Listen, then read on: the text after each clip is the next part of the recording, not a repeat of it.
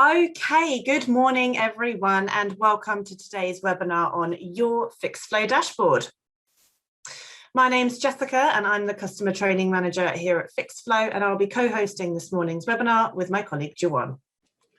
Hello everyone, good morning. As I just mentioned, I am her colleague.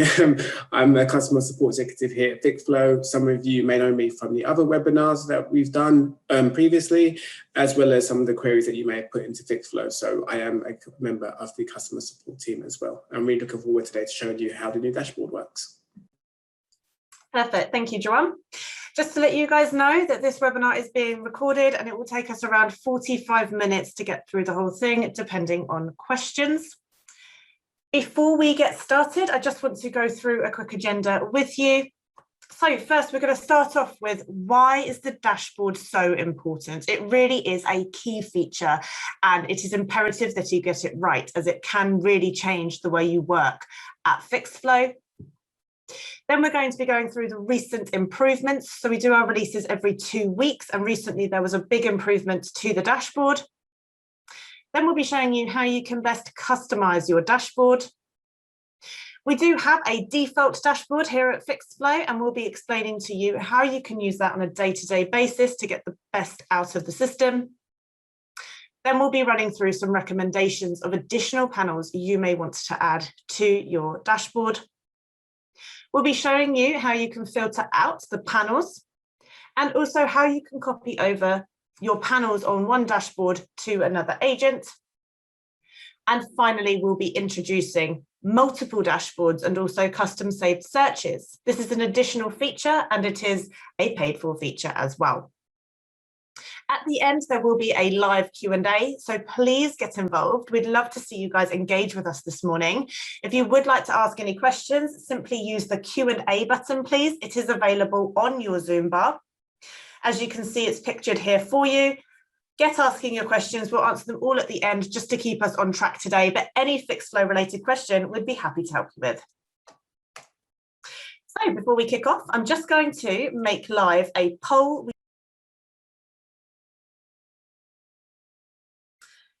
Okay, perfect. Whilst that poll is running, I'm just going to first of all go through our first thing on the agenda, which is an introduction to the dashboard and why is this dashboard so important and why are we running this webinar? So the dashboard is a key feature on the Fixflo system for both Fixflo Essential and Fixflo Professional. It's really important to understand that each agent has their own customizable dashboard available to them as well. So whenever you have a new agent join, please make sure that you are adding them as an agent with their email address under people and agents so that they have access to their very own dashboard. They will also receive emails kind of welcoming them to Fixflo and getting them trained up. We have got webinars that myself and Juwan run every week as well to help them get fully trained up, and they will have then access to their very own dashboard. The dashboard is there to provide you guys with full visibility of absolutely everything going on your Fixflo site, and it is fully customizable. Essentially, it allows for smarter working. So in order to explain this better, I'm now going to hand over to my colleague Juwan. I'm going to stop sharing as he now is going to take you through the recent improvements and how you can customize your dashboard. Thank you. Thank you very much for that, Jess. So, hello everyone. There have been several new improvements that have been made to the dashboard, but there are two that really do stand out. These two being that you now have the ability to add more than 12 panels, which again allows you to see more information on your dashboard, which is, as Jessica mentioned, a central hub and the key feature of Fixflo Essential and Professional.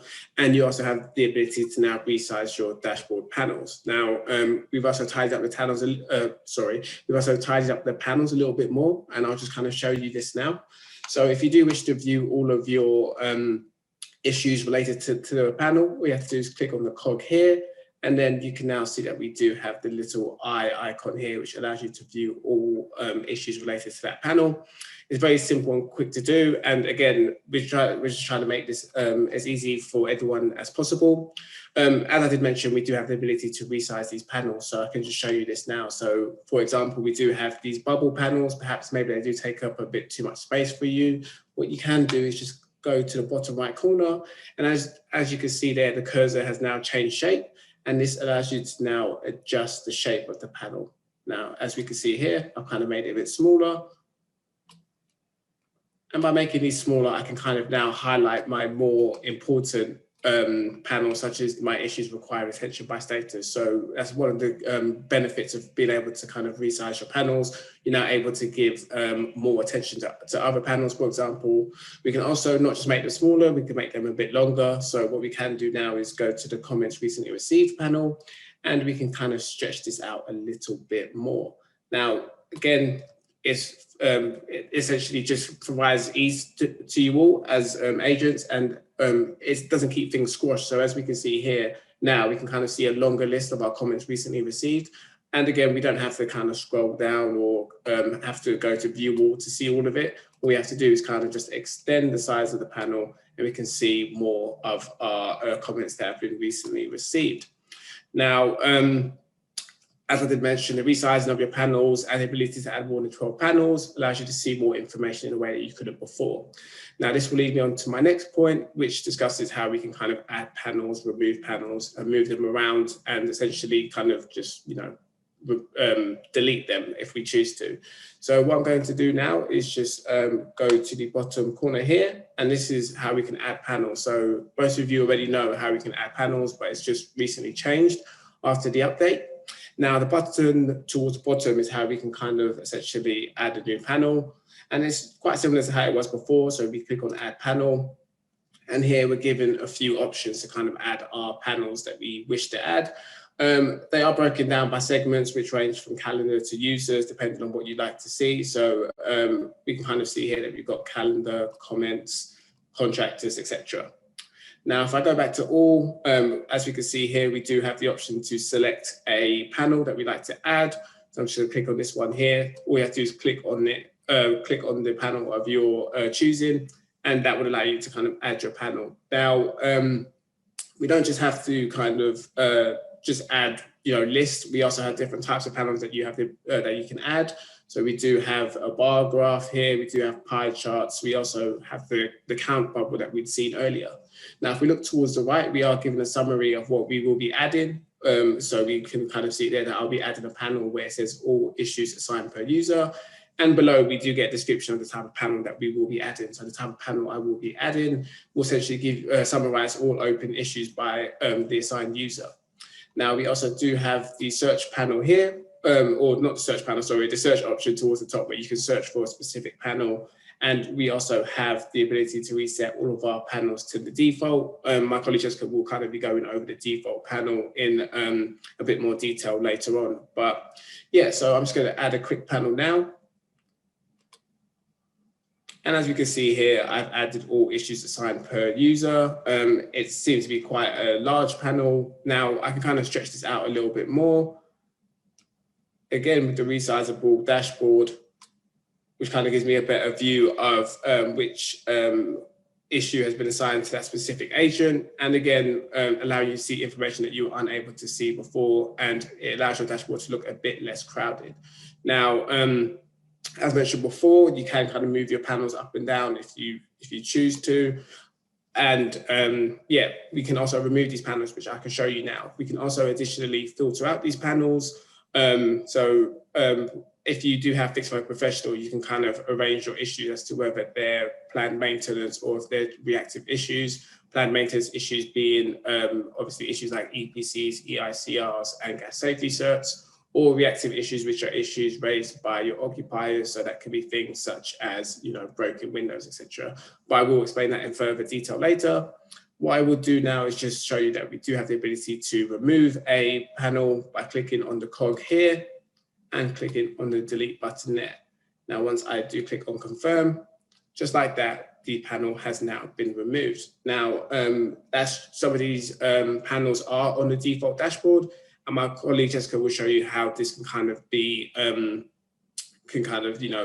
be worked on from day-to-day management of issues. Okay, perfect. Thank you so much for that explanation, Joanne. So I really hope you guys can see there the benefits of the additional improvements that we've recently made. Just going to reshare my screen. one moment. There we go. Okay, perfect. So, sorry, one moment. Yeah. Perfect. So what I'm going to do is I'm just going to reset all my panels. Oh my gosh, bear with me one second. Okay, that doesn't seem to be working just at the moment. It should then just reset everything to the default that it was. Not quite sure why that's happened. I do apologize. What I'm going to do is I'm just going to get the panels in a bit of a better order. And I'm going to go through with you the default dashboard and how you can use these panels on a day-to-day basis so that you can easily use Fixflo. These panels have been clearly thought out by myself and my colleagues. We did sit down one day and thought, with a new user starting, what panels would they find helpful day to day and how could they best use these? So the dashboard that you're currently looking at on my screen, this is the default dashboard. In order to better explain this, I'm just going to quickly add a panel. So I'm going to click here on add panel, as Joanne showed you, and I'm going to use this search bar and I'm going to search and add this panel reported issues. So I'm going to choose this layout here, which is the classic kind of bubble, which shows me a number in it. And it's probably one of the clearer layouts, if I'm honest, if you're just looking at kind of a full number of issues. So just going to move that panel up here and we can see here we've got reported issues to do and then we've got reported issues. Now the thing to remember here is that reported issues to do is part of your default dashboard and reported issues is not. Now I've added reported issues to this because I really want to explain to you the difference between reported issues to do and reported issues. And you'll notice as I go through the default dashboard, the reason for me adding this has a bit of a knock-on effect. So please bear with me with this. So with the default dashboard, reported issues to do sits in the top left-hand corner of your dashboard, and this really is seen as your first to-do list.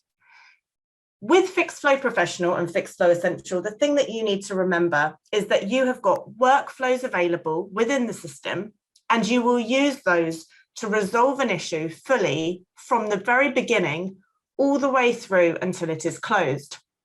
When an issue is reported by an occupier, the issue will be given an issue status, and that issue status for any new reactive issue will always be reported. Joanne will explain the difference between reactive and planned issues a bit later, but when we're talking about reactive issues, we're talking about things like broken boilers, broken toilets, and broken tiles. Essentially, these are issues that are either reported by the occupier themselves or you've reported them on their behalf. So the issue status given will be reported and you will use the Fixflo workflows to resolve that issue fully from start to finish.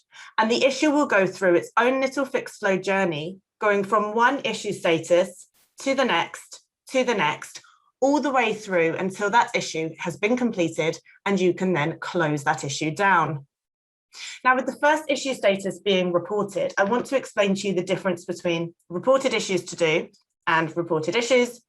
So if I click into my first to-do list here, reported issues to do, before I do that, just to point out, we can see the number for reported issues to do here is 9 and reported issues is 10. The difference between the two panels is that they will both show you all of your issues with the issue status reported.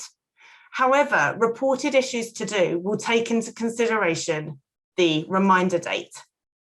Okay, so to explain this better, if I click into this number 9, as you can see, it's interactive as well. So I can click into that 9 and it will show me all of these 9 issues.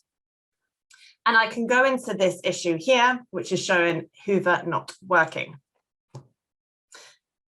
Now bear with me one second. If I go into this one, Hoover has no suction, sorry. So we can see here in the top left-hand corner of this particular issue, this has been reported. So the issue status is clear for us here. And we can see that the task to do clearly sits with the agent. Now, the reminder date will always sit at the time and date that the issue was reported. unless it has been manually updated. If it has been, that will show on the audit tab here. Now, currently we can see that this is actually in the past. This was Friday, the 2nd of April at 2:49. And we can see here that there's a red bubble on the right-hand side of that issue, and that shows the number, that shows a number within it. So with it being red, that's notifying us that something in fact here is overdue, and the number is representing by how many days. Now, with this issue, this has a rather old reminder date, which isn't great. I've not been the best property manager here, in all honesty, but I can click here on this reminder date, and this allows me to either change the issue reminder date or place the issue on hold. Now, if I am updating the reminder date and popping this into the future, then I do not need to place the issue on hold as well. Placing the issue on hold is optional. You don't need to do both together. You can do one or the other. So with this issue, it's Hoover has no suction, and I'm really busy today. An emergency has come in, so I'm thinking I'm going to move this reminder date into the future, and I'm going to deal with this on Thursday as an example. So by clicking on the reminder date, I can, like I can either remind me in an hour, so I can move it forward an hour, tomorrow, a week, or I can click here on the calendar and say that actually I want to be reminded about this on Thursday the 13th. I can amend the time. And as I said before, if you would like to, you can also place the issue on hold, and on hold issues can be tracked on your dashboard as well. For now, I'm happy with this. I'm just going to move it to the future by 2 days. So I'm going to press save. And you will notice now that this little bubble has updated from red to green, and it shows 2 days. So it's 2 days in the future. And the issue, however, still very much has the issue status reported. The reason being is because I have not used the workflows which sit here within the next steps tab to progress the issue, which would then automatically provide a new issue status. So it's still reported. I may want to use the comments tab to reach out to the occupier to say, thank you for reporting your issue. I'll be getting in touch in a couple of days. Completely up to you. It's probably good to reach out. You want to make sure you're communicating. But for now, I'm happy with this. And if I now click back on my dashboard, you will notice that reported issues to do has dropped down from 9 to 8, and reported issues has stayed steady at 10. So reported issues to do, it's showing you all of your issues with the issue status reported with a reminder date in the past. And once that date comes, so on Thursday at 2:49, I think it was, that issue will come straight back into my reported issues to do. Why? Because the issue status is still reported, and that reminder date will then fall into the past that minute. So reported issues is not part of the default dashboard. Some people have it on their dashboard, which is no worries at all. It does just show you kind of like a complete number, if you like, of all of the issues at the reported status, but it will not take into consideration the reminder date. And if you have got issues which you may be dealing with tomorrow or the next day because you have got other things on, you will never be able to get this number down to 0. Whereas with reported issues to do, you can do, and this should be seen as your first to-do list every single day, and you should be aiming to get this down to 0. Ideally, you should be progressing the job, but if there are those types of jobs that actually you're going to deal with tomorrow or the next day, you can always update the reminder date. Understanding the reminder date as well is really, really important, and that will crop up in a few panels as well. So for now, I want to keep my dashboard really simple. I want to understand it and use every single panel. So what I'm going to do is I'm going to hover over reported issues. You will notice the cog has now appeared. If I click on this, as Joanne mentioned before, you can delete panels. Our recommendation would be remove anything that you're not using. Just because you can add more than 12 panels now, don't just have panels galore, which you're not really using. It makes sense to fully understand each and every panel and actually be using them on a day-to-day basis. If not, simplify. You can delete just like this. And as you can see, the dashboard now looks slightly simpler. So I hope that's explained to you reported issues to do, and I hope you understand why that's seen as your first to-do list. Your second to-do list on Fixflo is always seen as issues requiring attention. And this reminder date has a really big play on issues requiring attention, which is why I wanted to explain it to you just before we got to this panel. So whenever I'm explaining issues requiring attention, I always kind of take this into two different sections, section A and section B. The first section of issues requiring attention are all of the issues which naturally sit with you as the agent to take the next step. So I've talked to you about kind of issue statuses, and some issue statuses, as you can imagine, will naturally sit with you as the agent to take the very next step. For example, reported issues. The occupier has now reported the issue to you, and it is now your turn to take a next step to start resolving that issue. Issues where quotes have come back from contractors. Again, that will sit with you, as it is your responsibility now to either award the job or perhaps send them off for approval to perhaps the landlord or an external user. Jobs which need closing. All of those jobs, once the contractor has marked them as complete and say issue feedback has come back, if you've got that turned on, then please make sure you are closing down any jobs which need to be closed. The reason being is because you want to make sure that the visibility on your dashboard is correct. And if you're keeping open issues which actually could be closed, the visibility won't be correct. And actually the numbers, as you can imagine, can become a bit overwhelming. And you want to make sure you're keeping them real and that actually they're issues that you now need to resolve. It will make it easier in the long run. So that's the first half of issues requiring attention, issues which naturally sit with you. If you've moved the reminder date into the future, then it will not be in your issues requiring attention. It will only sit there if the reminder date is in the past. So with that issue I just moved into the future, that won't be in this issues requiring attention until Thursday at 2:49. The other side of issues requiring attention is all to do with the reminder date. So say, for example, you have sent an issue onto a contractor and the issue status is now job awarded awaiting appointment date. The contractor will then be given the job and the job will sit with them as their task to do. It's no longer with you. And as you progress the issues using the workflows, not only will the issue status update, but so will the reminder date. And it will update to a date in the future, say 2 or 3 days' time.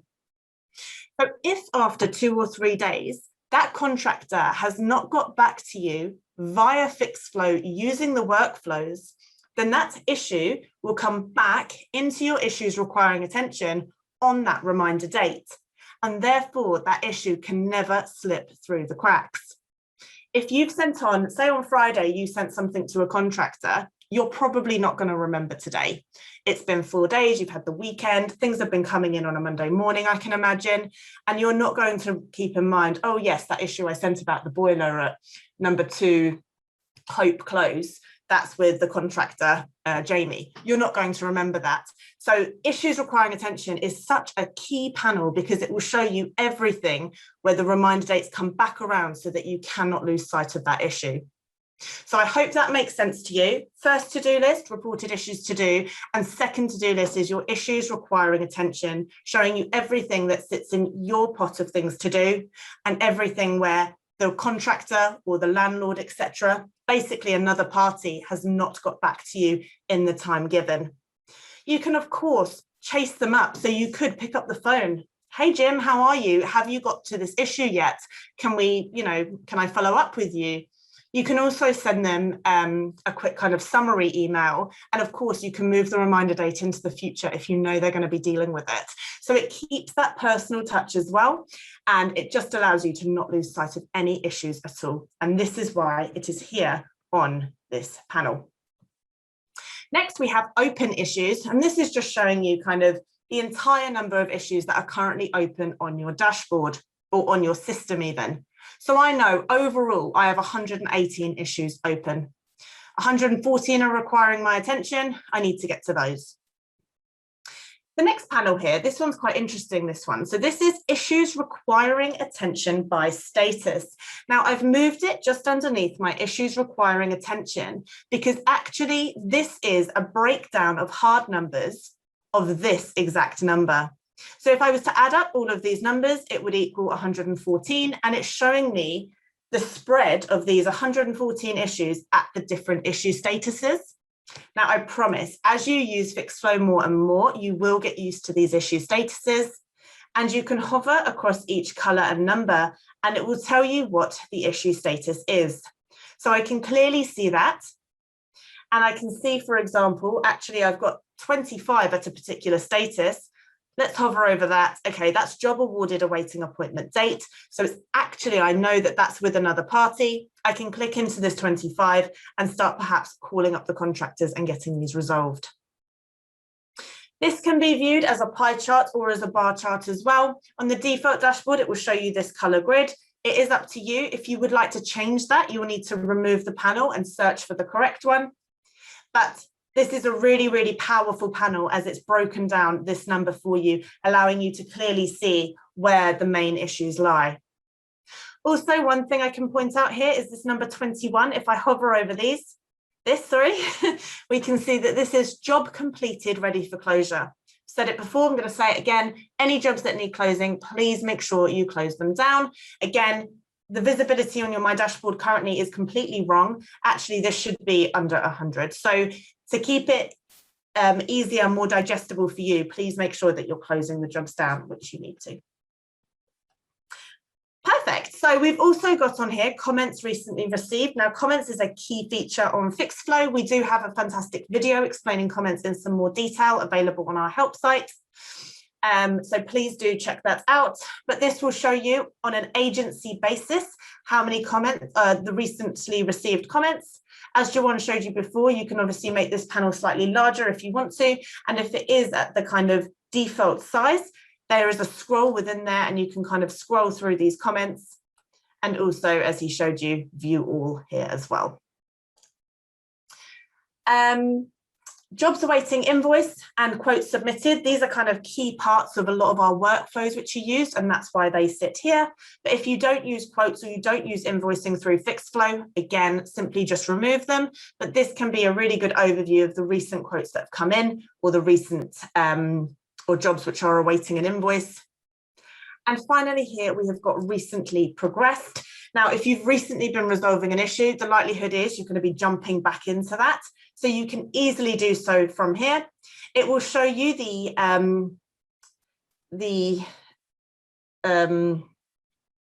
you've got the reminder date, sorry, completely lost my word there. So you can see, for example, this one is actually 5 days in the past. This one's 4 days in the past, and it will either have a green or a red bubble to represent past or future. But it's easy for me then just to quickly jump into this gas safety certificate, which I've been recently dealing with. So that's just a really easy way to jump into the recently progressed issues.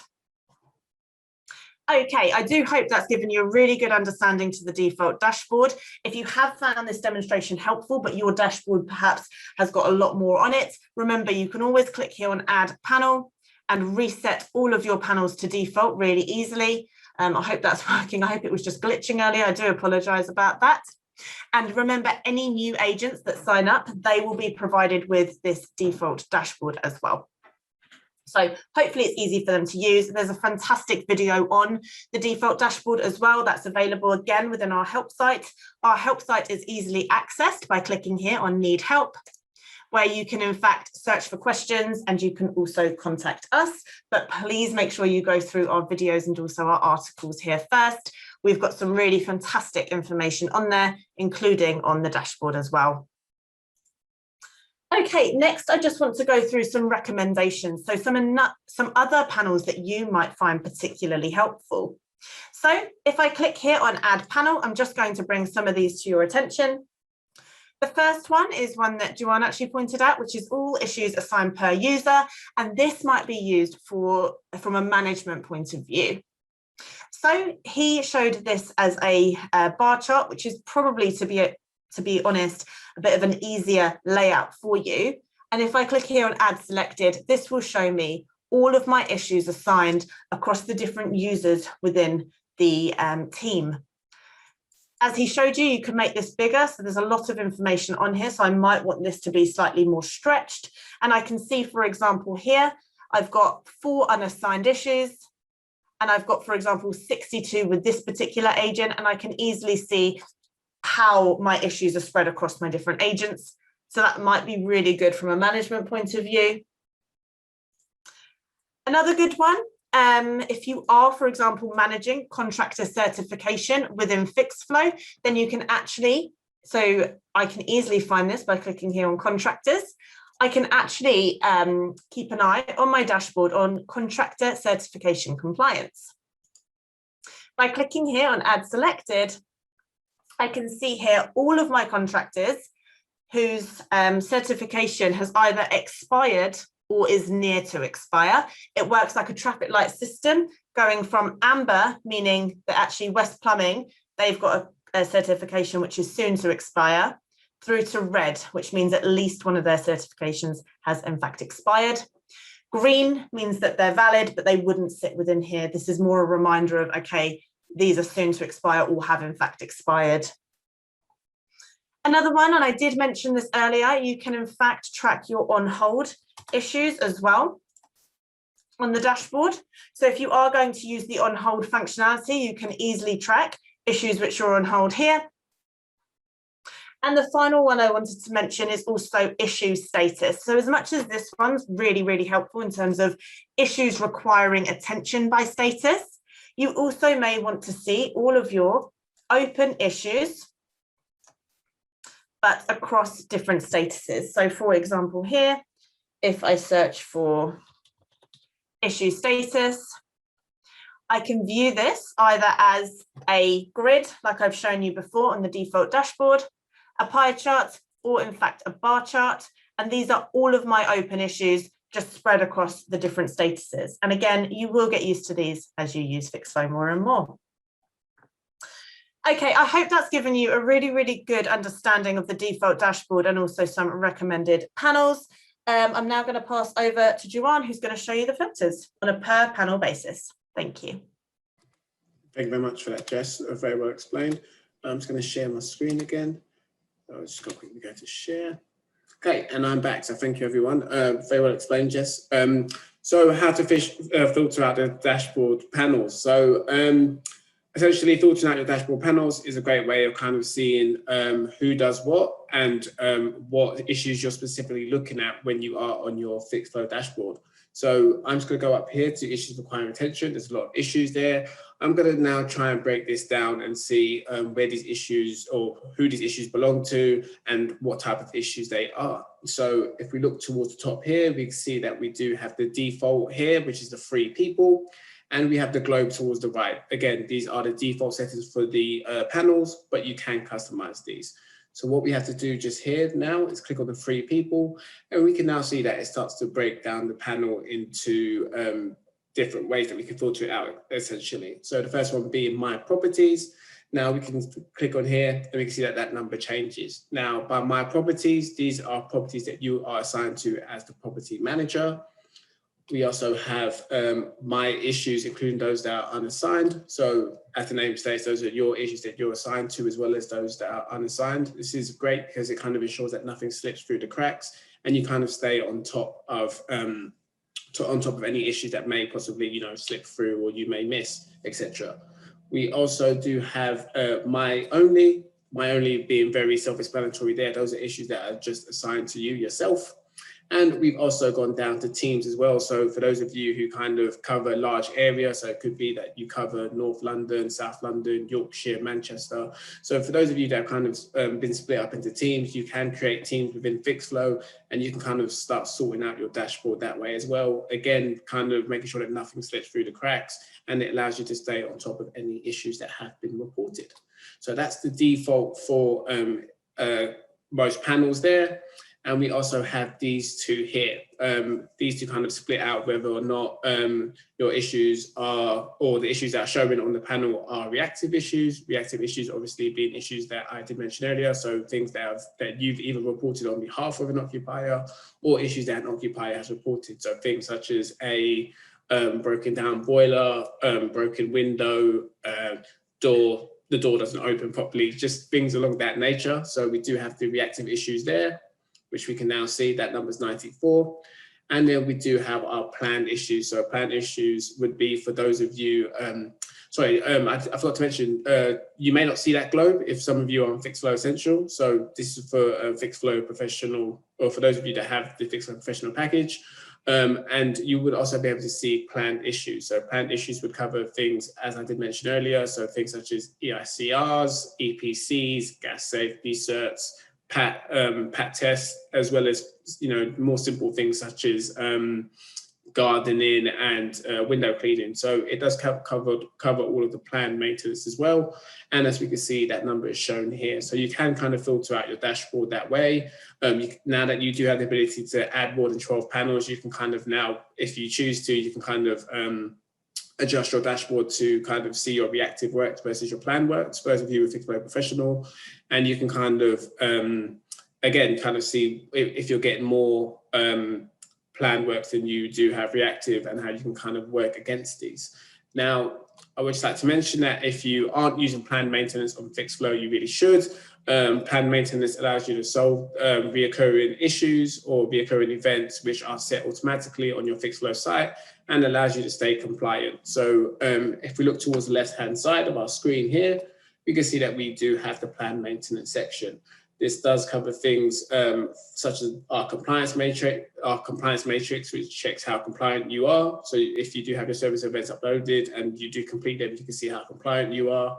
We do also have our service agreement, service events, which essentially are reoccurring events which create issues within Fixflo. So you don't always have to keep popping them in manually. They are created automatically on Fixflo, as well as the properties that do have planned maintenance, or properties that you wish to add planned maintenance to, as well as event templates. So again, as I mentioned, you're able to kind of check your compliance within Fixflo, as well as your service events, which are essentially reoccurring events and issues, and you are allowed to set these.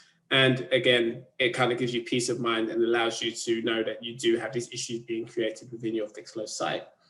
Now, what I will also kind of go through briefly now would be what a property manager is within Fixflo compared to issue assignment. This is something that I mentioned briefly on the dashboard panel, as we can see here.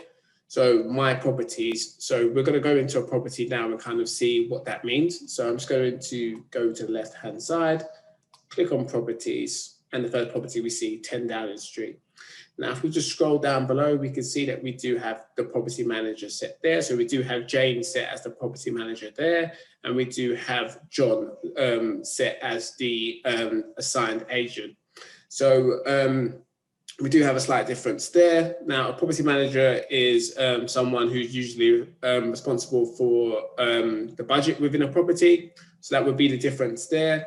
And then we do have the assigned agent. So the assigned agent would be someone who's automatically allocated to the issue whenever property is raised. Now, with property managers, they can be set up for properties only. Their issues are not assigned issues are not assigned to the property manager, sorry. So issues aren't assigned to the property manager of a property. It would go to the assigned agent, as I did mention before. If an issue is progressed by an agent, the issue reassigns, but the property is still assigned to the property manager. And the property manager also has the ability to oversee the My Properties section on the dashboard. So as I showed you before on the dashboard, you can filter out issues by properties that you are currently the property manager of. Now, when it does come to agent assignment here, this can be set up for properties, landlords, or postcodes. Issues are automatically assigned to the agent or the team. If an issue is progressed by another agent or team, the issue would then be assigned.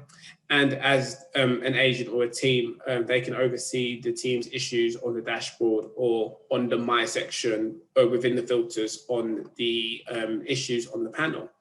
Now, Is there anything that I'm missing there, Jess, or was that pretty much everything that pretty much covers the property manager and the issue assignment? Yeah, no, that's about it really. So it's just really important to understand property managers are not assigned the issue, and they will not receive an email when a new issue is reported at that property, but they can, on a dashboard basis, click on My Properties to see all of the issues. They're not necessarily assigned those issues, but they are the property manager of those particular properties. An issue assignment, as Joanne explained, the person sitting in there, if an issue is then reported at that particular property, then they will be assigned the issue automatically, and they will receive that email to say a new issue has been reported. But yeah, good explanation. I really hope that makes sense. We've added it for flexibility, really. So yeah, you can assign property managers as well as issue assignment on a per property basis. Okay, thank you very much for that, Jess, and thanks for kind of putting in the pieces that I missed there. So thank you very much. Yeah, so those are the differences between a property manager and an agent or a team being assigned to a property. Now, I will also just briefly explain to you how we can copy over dashboard panels from one agent to another. So this is essentially for those of you that like to keep things uniform, so you kind of like to keep things the same, or it could possibly be that you do have a new starter starting within Fixflo. They might be taking over someone else's job, or it could be that you kind of want them to use a similar dashboard that another one of your colleagues is using. So you do, as an agent, have the ability to copy over your dashboard panel from one agent to another. You would have to have the administrator role, I do believe, to kind of copy this over. It's very simple and quick to do. All you have to do is go to click on the three dots here, and then you view your profile. Now, if I just scroll down below, we could see that we have the ability to copy someone else's dashboard over. It's very simple and quick to do. If we click on copy my dashboard, and then, for example, I scroll down to John Doe, I click on John Doe, you can see that it just quickly refresh, just like that, very quick, very simple, easily.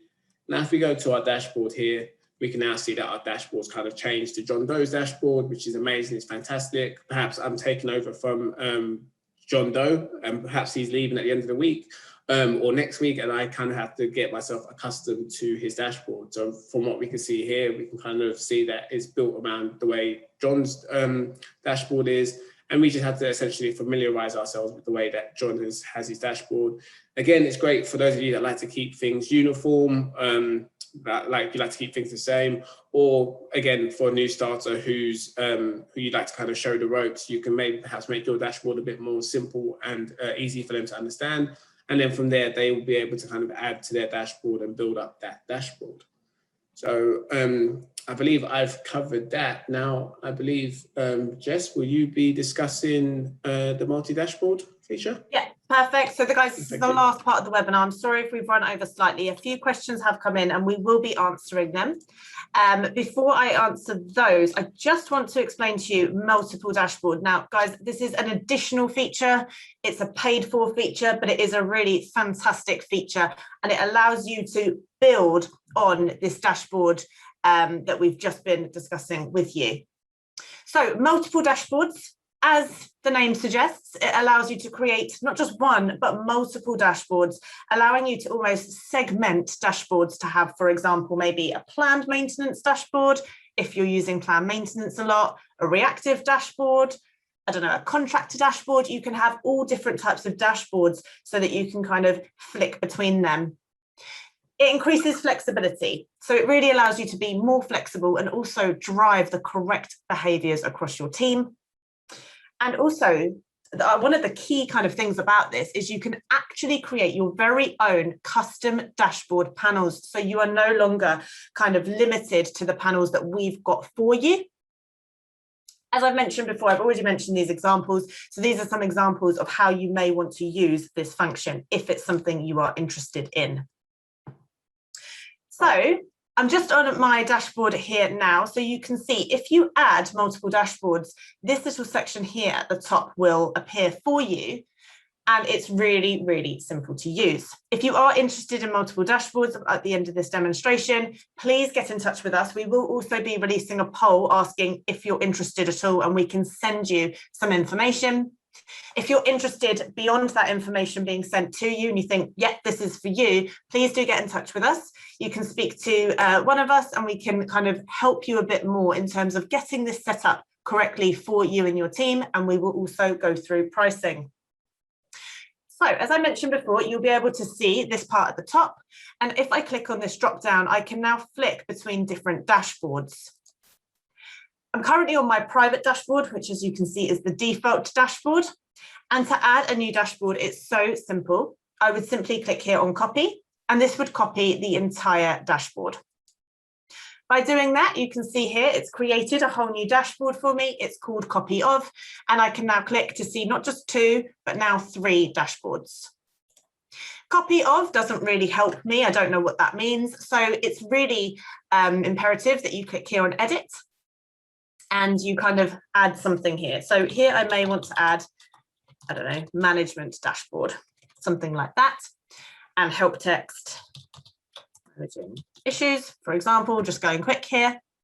When you add a new dashboard, you can make this either shared, so available to anyone within the team, or private, so unique to you. So once I'm happy, I'm going to add this as a shared dashboard because I'm happy for more people to see this. And I can then click confirm, and you can see now this makes much more sense, not just copy of, where nobody knows what that means. So I now have 3 dashboards and I can flick between them all. And just as we've shown you, you could now customize this management dashboard to show you more management metrics. We showed you some examples earlier of, for example, all issues per user, so you can see kind of a breakdown of the issues across the different users within the team. And there's lots of other helpful ones that you could use for a management dashboard. Creating your own custom panels is the second part of this excellent feature, and this really is key, and it opens up so many more possibilities to you. So when you come to create your own custom panels, that means you no longer will be limited to the ones we have here. Like I say, you can then create anything that it is that you and your team want to track, driving the correct behaviors across your team. So how do you do this? So it's very, very simple to do. You would use your left-hand menu sidebar, where kind of the most common way to do this, I guess, would be to click on issues and then go and issue search. And anywhere where you can find this plus, which is available for basically all of our different lists that we have available, all of our different entities. So for example, you can find this plus here in planned maintenance and then, for example, service events. So you could really narrow down exactly what service events it is that you're tracking. You also have it across the different people and within properties as well. With this example, I'm going to click on issues and I'm going to click on issue search. Now, with most of our drop downs and our lists, we do have this really classic and traditional drop down on the right hand side here of the search panel. And this will open up for you a number of different filters, allowing you to really narrow down your search.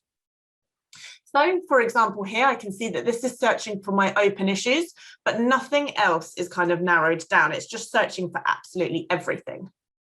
With this example of adding a new custom panel, what I can do is, for this example, I'm going to add is planned maintenance and select yes.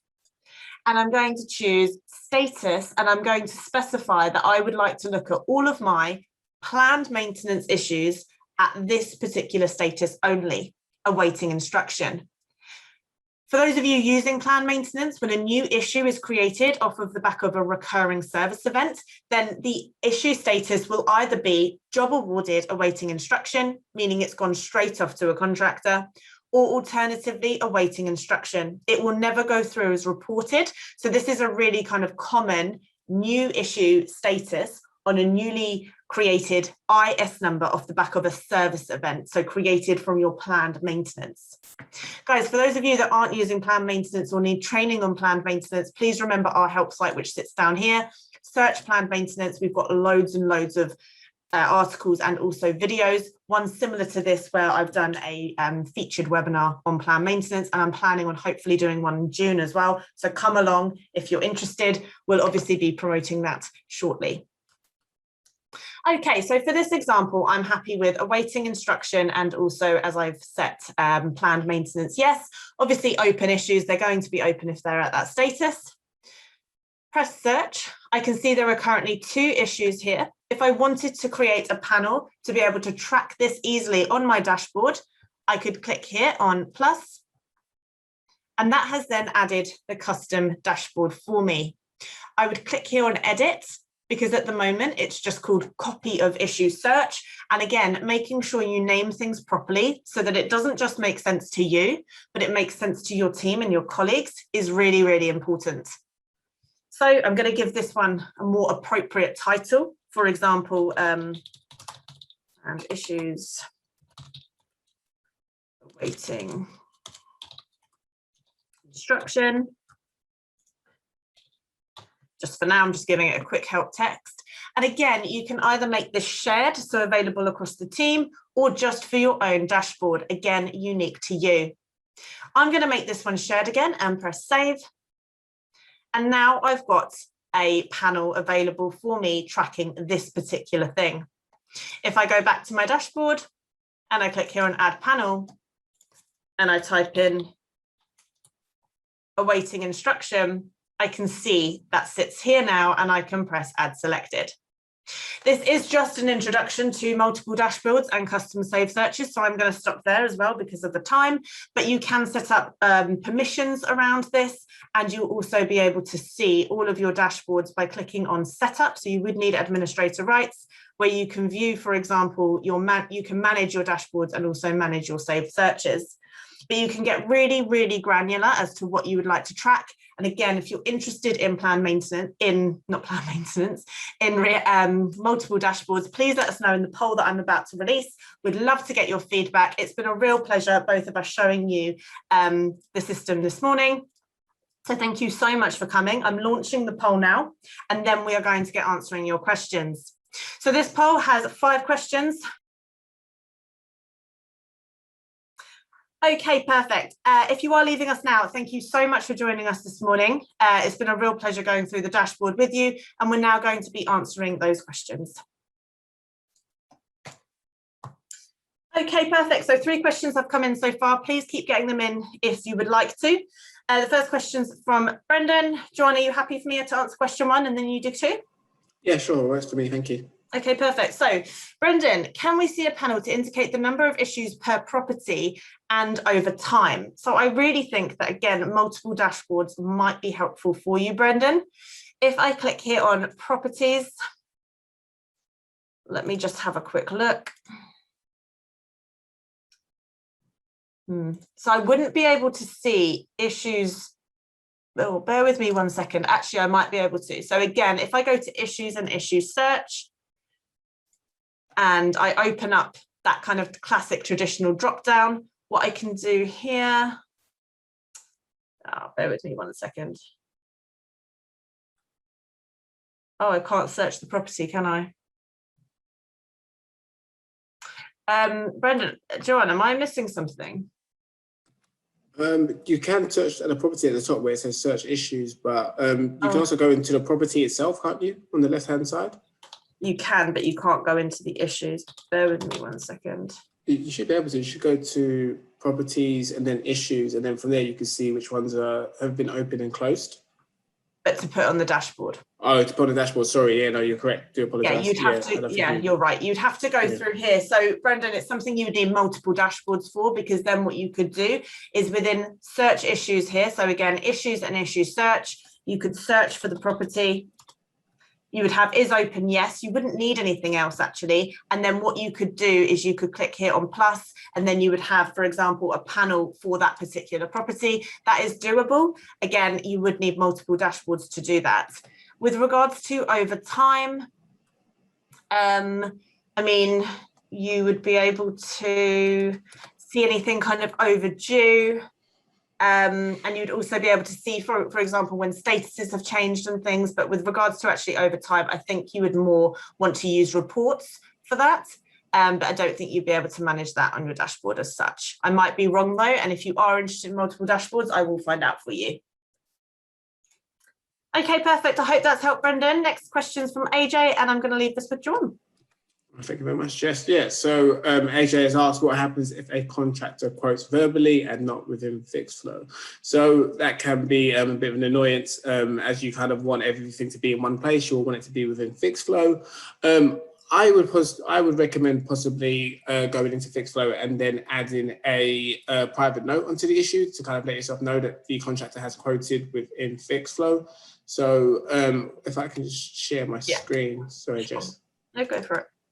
Thank you very much. So if I just share my screen here, and as we can see here, I do have my issues requiring attention. I could just click within here. Let's say, for example, we got the radiator new. What we can always do is go to comments there, and then we can always leave a private note. So the private note, we can always say, I don't know, perfect handyman has quoted £300 to fix this. Always leave a private note. And then within there, you'll always kind of be able to go into your comment section and then be able to kind of view that that the contractor has left a quote if they unfortunately don't use Fixflo. That's what I would recommend doing. It may also depend on the. Oh, sorry, just we go say something. No, I was just to say also you can resolve issues on behalf of contractors. Yeah, so this is also correct there. So you can always, if you choose to, well, it wouldn't say permit to work, but where you can see here, you do as the agent have the ability to take action on behalf of a third party. So what you can always do is you can always fill in the quote, or you can always fill in the quote for the contractor yourself, and then this will allow you to progress the issue also. So that's, I think that's answered that question. So thank you for that, AJ. It has. Just one thing I'd mention is ideally you want to make sure every party is progressing issues themselves. It will make things a lot easier for you. We do have a contractor help site. It's available here, contractor-help.fixflo.com. And here we have got lots of different articles that contractors can read. There's also a video library for them, helping them to better understand how to use Fixflo. Further to that, within your own help site, which you can access either by clicking on Need Help, which we pointed out, or alternatively by going here to help.fixflo.com, we've got a section here on training my contractors. Now here, by clicking here, you will be able to understand their dashboard better, how they actually resolve workflows. So you would actually be able to help them and hold their hand a little bit more in terms of getting them kind of up and ready and using Fixflo. We do understand, yeah, perfect. Sorry, do you know, I was going on my screen thinking I was sharing it. Sorry, Joanne. That's okay. Yeah, so we have a contractor help site, we have the agent help site, and those two things together should really help you to train your contractors slightly better. I do hope that helps in getting them up to date using Fixflo is best. I do understand it's not always that easy. There are hurdles to overcome, but hopefully these things will help you. So both the contractor help site and training my contractors within the agent help site as well. So please do use those. And as Joanne mentioned, you can progress issues on their behalf. Thank you for that, Jess. I think AJ also had one last question, which was, can you default the issue assignment agent? So yeah, you can do that. So what you just need to do is kind of what I shown earlier in the webinar today. So if you were, for example, to go into a property, so I'll just click on Fixflo House here. And if we just scroll down towards the bottom, we can see that Jessica's already assigned here. So that's very neat. So essentially just by having Jessica set as the issue assignment agent there, or the assigned agent, any issue that is raised at this property, Jessica will automatically be notified and she will be assigned to the issue. So that way nothing kind of slips through the net or through the cracks, and this kind of allows Jessica to kind of stay on top of any issues at that specific property. So that is in fact the default once you have set that. And don't forget to click save. So once you do click on the agent and you select the agent and you click save, any issue that is raised at that property will go to that assigned agent. AJ, we also do have a really good video explaining assignments slightly better in terms of, it will go through with you how you can do it on a bulk basis, etc. We'd be happy to also email that out to you specifically. So that you can watch that, and if you've got any questions, let us know. but you can definitely set that up and it can make things, again, smarter working. That's what it's all about, right? So that can really, really help. Yeah, so just following on from Jess's point, AJ, you did ask that just now. So can I default the same person for all properties? You can, in fact, do that. We do have an article where you can bulk reassign. So yeah, reassigning issues or properties. So you can bulk reassign properties here at Fixflo, which we can see here. So you can do that on your Fixflo site. This article here, which you can find on our help site, help.fixflo.com, it kind of essentially shows you how you can reassign properties. I can also show you how we can do this now very briefly. So if we were to go into properties on the left-hand side, and then we were to click on options here, we can then see that we have bulk actions up here. So once we do click on bulk actions, oh, whoops, sorry, I accidentally clicked through, I'm not using my mouse. So we can click on options here, bulk actions, and as we can see now, we have several properties. I, for example, are going to pick 2 Crabtree Lane, 30 Hennell Road, and 99A Fulham Palace Road. So those are properties that I've chosen to reassign. So we can see that we now have reassign agent or team here. I can click on reassign agent or team there and then select the team in which, or the team or the agent in which I would like to reassign a property to. Once that's done, I can just click on that person's name. So I'm going to click on John Doe, click on save. And just like that, the 3 properties have now been updated, as you can see here. Now, if you wish to do it for all the properties, you can just click on bulk actions, all results, and then just as I've shown previously, reassign agent team. And then from there, you'd be able to reassign all the properties within your Fixflo site. So I think that's also answered your question there. So thank you very much for that question, AJ. Perfect. Excellent. Also, Brendan, thank you for what you wrote in the chat. Definitely, we will reach out to you if you answered yes in the poll. If not, I'll just make sure that you're on the list regarding multiple dashboards as well. Excellent. Guys, thank you so much for joining us today. It's been a real pleasure going through the system. Please keep well and keep safe. And thanks so much. We'll get the recording to you by the end of play today. Okay. Thanks, everyone. Really appreciate it. Bye. Okay, bye.